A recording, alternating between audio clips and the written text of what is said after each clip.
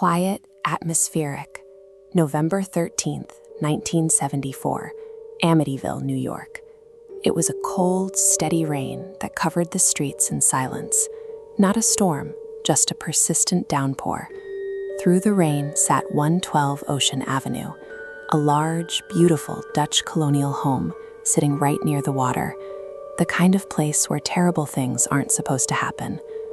Around 6:30 p.m., a 23-year-old named Ronald DeFeo Jr. burst into a local bar. He was soaked, pale, and panicking. He begged the patrons for help, crying out that he thought his parents had been shot. The people inside immediately followed him back to the house. When police eventually arrived and pushed open the front door, they walked into a nightmare. Stepping over that threshold turned the quiet family home into a forensic puzzle. Inside, they found a crime scene that offered no immediate explanation. 6 members of the same family were dead: a mother, a father, 2 brothers, and 2 sisters, all systematically killed. The condition of the bodies confused investigators. In this cross-section, every victim was found in bed, lying face down. There was no sign of struggle or defensive wounds. No evidence anyone tried to flee, despite the close quarters. Furthermore, nobody in the surrounding neighborhood reported hearing screams. Even more baffling, no one recalled hearing the rapid succession of multiple gunshots echoing through the quiet streets. Detectives moved carefully from room to room, body to body, uncovering the exact same undisturbed, horrifying scene over and over. The physical reality of the scene conflicts with basic acoustic physics and human survival instincts. A mass shooting occurred inside a compact wooden home, yet not a single victim woke to warn the others. Beyond the bedrooms, the atmosphere of the house was deeply unnerving. It was entirely silent, with family photographs still perfectly hung on the walls. Everything looked completely normal.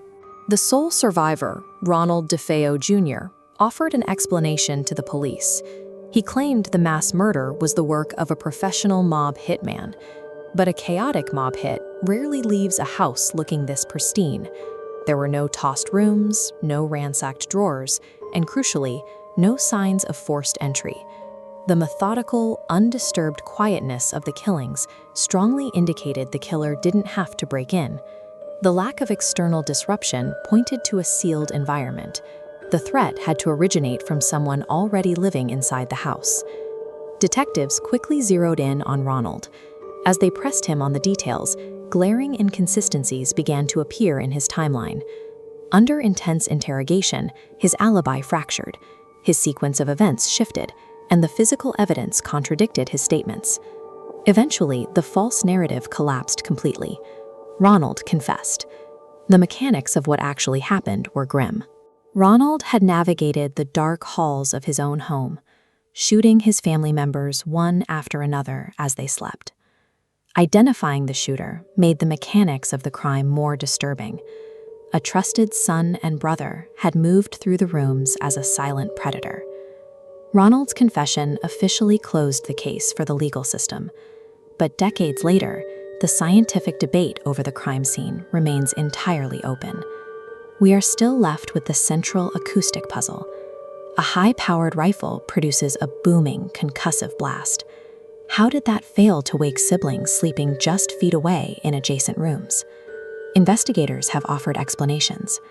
Researchers have put forward countless theories about sleep cycles and weapon suppression, yet none of them fully account for the total lack of reaction from 6 different people. Sometimes, physical evidence doesn't tie a neat bow on a story.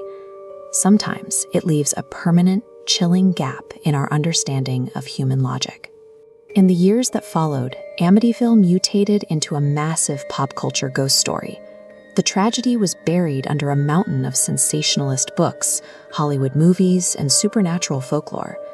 But if you strip all of that away, you are left with the cold, unglamorous reality of forensic science and police work. Before the haunted house tropes, there was simply a real family in a real home who went to sleep on a rainy November night and never woke up. The systematic, silent annihilation of a family by one of their own carries a weight that paranormal fiction can't replicate. No ghost required.